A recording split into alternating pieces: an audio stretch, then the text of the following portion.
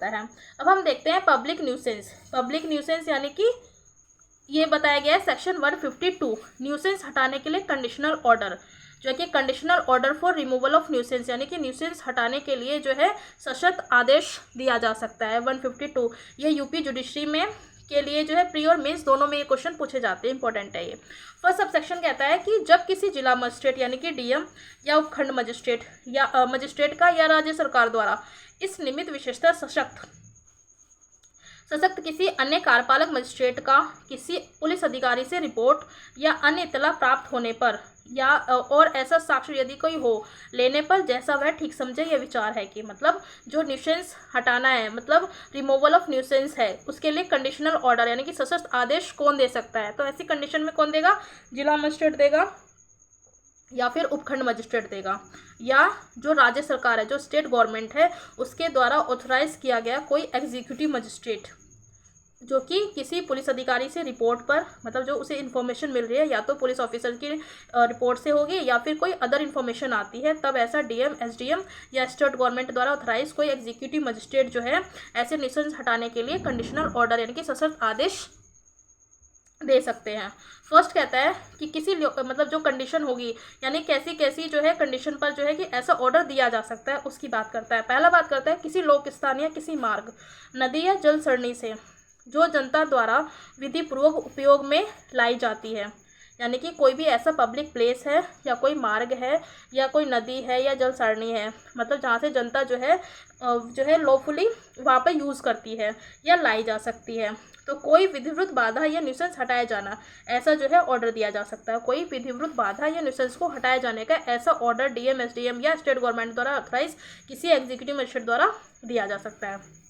Second point कहता है किसी व्यापार या उपजीविका को चलाना या किसी माल या पण्य वस्तु को रखना समाज के स्वास्थ्य या शारीरिक सुख के लिए हानिकारक है और परिणामतः ऐसा व्यापार या उपजीविका प्रतिषिद्ध है, यानी कि जो ऐसा व्यापार किया जा रहा है या जो बिजनेस किया जा रहा है वो क्या है, वो प्रोहिबिटेड है या विनियमित की जानी चाहिए, तो उसे प्रतिषिद्ध, मतलब ऐसा जो व्यापार है वो क्या है, वो किसी व्यक्ति के लिए या समाज के लिए क्या है, स्वास्थ्य और शारीरिक सुख के लिए हानिकर है, तब क्या होना चाहिए, तब ऐसी कंडीशन में जो ऐसा व्यापार किया जा रहा है या जो ऐसा उपजीविका है उसको प्रतिष्ठित किया जाना चाहिए, यानी कि या तो प्रोहिबिट किया जाना चाहिए या उसको रेगुलेट किया जाना चाहिए, या ऐसा माल या पण्य वस्तु, यानी कि ऐसा जो कोई माल है या कोई वस्तु है, पण्य वस्तु है, उसे वहाँ से हटा दी जानी चाहिए या उसको रखना विनियमित किया जाना चाहिए।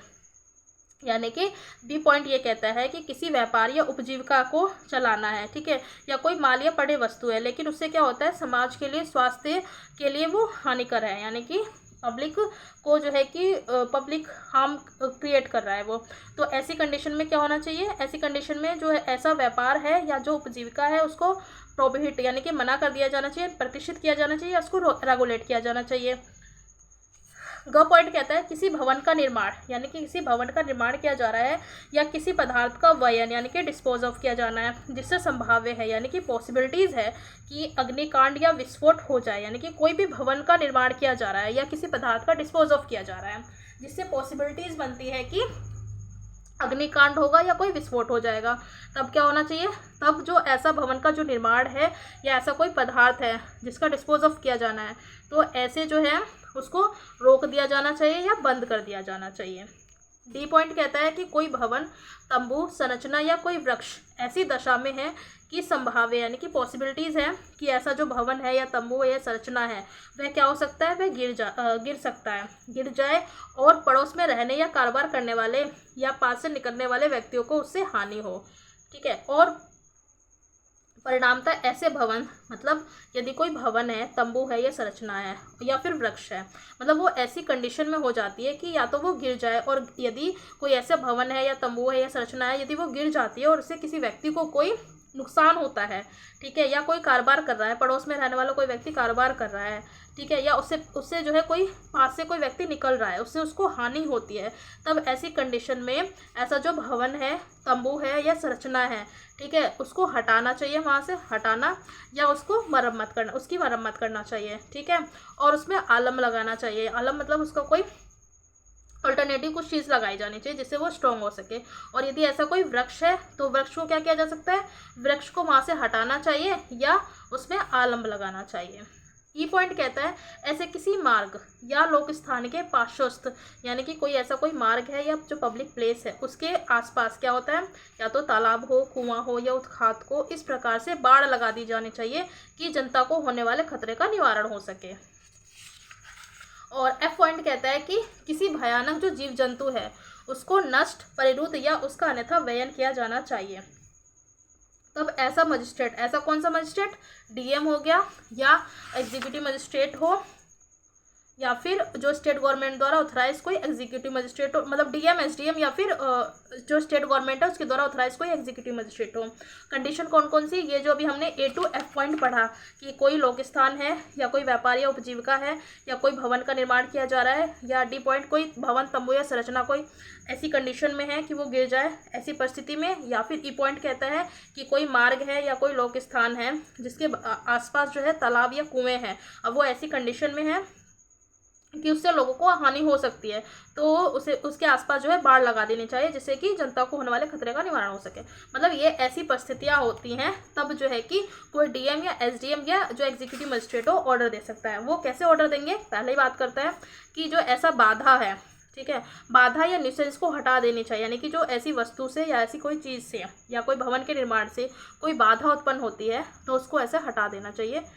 दूसरा पॉइंट कहता है कि ऐसा व्यापार या उपजीविका जो है कि जिससे कि प्रॉब्लम होती है तो ऐसे व्यापारी उपजीविका को चलाना छोड़ दें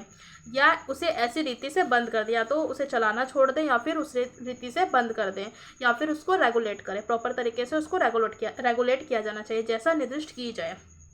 या ऐसा कोई माल है, ऐसे मामले में या पड़े वस्तु को, यदि कोई ऐसा जो है कि वस्तु है तो उसको वहाँ से हटाया जाना चाहिए या उसको रखना ऐसी रीति से विनियमित करें जैसा निर्दिष्ट किया जाए, यानी कि जैसा भी डायरेक्शन किया जाए ऐसे जो है मैनर में उस वस्तु को हटाया जाना चाहिए वहाँ से। थर्ड पॉइंट कहता है कि ऐसे भवन का निर्माण, जब किसी भवन के निर्माण से किसी व्यक्ति को हानि हो रही है तब ऐसी कंडीशन में ऐसा जो भवन का निर्माण है उसको रोक दिया जाना चाहिए या बंद कर देना चाहिए, बंद करें, या ऐसे पदार्थ के वयन में परिवर्तन करें, या ऐसे पदार्थ जो है उसका डिस्पोजल किया जाना है तो उसमें जो है परिवर्तन किया जाना चाहिए। फोर्थ पॉइंट कहता है कि ऐसे भवन, तंबू या संरचना जो है उसको हटाएं, उसकी मरम्मत कराएं या उसमें आलम लगाएं, या ऐसे वृक्षों को हटाएं या उनमें आलम लगाएं। फिफ्थ पॉइंट कहता है ऐसे तालाब, कुएं या उत्खात को बाढ़ लगाएं, यहाँ पर बाढ़ होगा। फिर सिक्स पॉइंट कहता है ऐसे भयानक जीव जंतु को, यानी कि कोई ऐसा भयानक जो जीव जंतु है उसको जो है उस रीति से नष्ट करना चाहिए या फिर डिटेन किया जाना चाहिए या उसका डिस्पोज ऑफ किया जाना चाहिए, यानी कि रीति से नष्ट किया जाना चाहिए, परिरुद्ध किया जाना चाहिए या फिर उसका वयन करे जो आदेश से संबंधित हो, यानी कि जो भी कोई ऐसा ऑर्डर पास किया जाता है ऐसे ऑर्डर से जो रिलेटेड हो ऐसे जो है कार्य को किया जाना चाहिए। या यदि वह ऐसा कार्य करने में आपत्ति करता है, यानी कि ये तो डीएम, एसडीएम या एग्जीक्यूटिव मजिस्ट्रेट द्वारा ये ऑर्डर पास किया जा सकता है। अब जिस पर्सन को कोई ऑब्जेक्शन है, ठीक है, तो वो क्या करेगा, वो आपत्ति करेगा।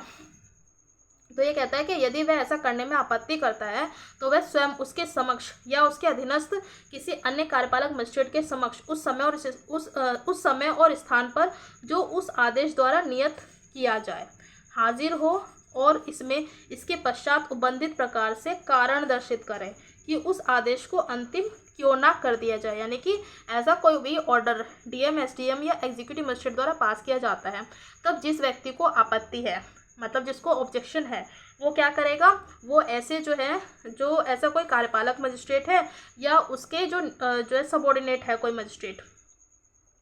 तो वहाँ पर क्या होगा, उस स्थान पर वो उस समय पर उस स्थान पर हाजिर होगा, जो डेट फिक्स की गई है उस स्थान पर हाजिर होगा और वो अपना कारण बताएगा कि ऐसा जो ऑर्डर दिया गया है उसको अंतिम क्यों ना कर दिया जाए, यानी कि उसको फाइनल क्यों ना कर दिया, ऐसा कोई रीज़न है तो वो रीज़न बताएगा। सेकेंड सबसेक्शन कहता है कि मजिस्ट्रेट द्वारा इस धारा के अधीन सम्यक रूप से दिए गए किसी भी आदेश को, यानी कि कोई भी जो ऑर्डर पास किया गया है उसको सिविल न्यायालय में प्रश्नगत नहीं किया जाएगा, यानी कि सिविल कोर्ट में इसके रिगार्डिंग जो है क्वेश्चन नहीं किया जाएगा। यानी सबसेक्शन 2 ये बात करता है कि कोई भी ऐसा डीएम, एसडीएम या एग्जीक्यूटिव मजिस्ट्रेट ऐसी परिस्थितियों में कोई ऑर्डर पास करता है तो उसे जो है सिविल जो कोर्ट है उसमें क्वेश्चन नहीं किया जाएगा, मतलब सिविल कोर्ट में केस फाइल नहीं किया जा सकता है। स्पष्टीकरण कहता है कि लोक स्थान का क्या मतलब है, लोक स्थान के अंतर्गत राज्य की संपत्ति, यानी कि जो स्टेट की प्रॉपर्टी है वो, या फिर पड़ाव के मैदान और स्वच्छता या आमोद प्रमोद के प्रयोजन के लिए खाली छोड़े गए मैदान भी हैं। यानी कि पब्लिक प्लेस के अंतर्गत क्या चीज़ें आती हैं, तो पब्लिक प्लेस के अंतर्गत जो स्टेट की प्रॉपर्टी है वो, या फिर जो खाली पड़ा जो मैदान होता है, या कोई इंटरटेनमेंट के लिए, या फिर कोई जो है कि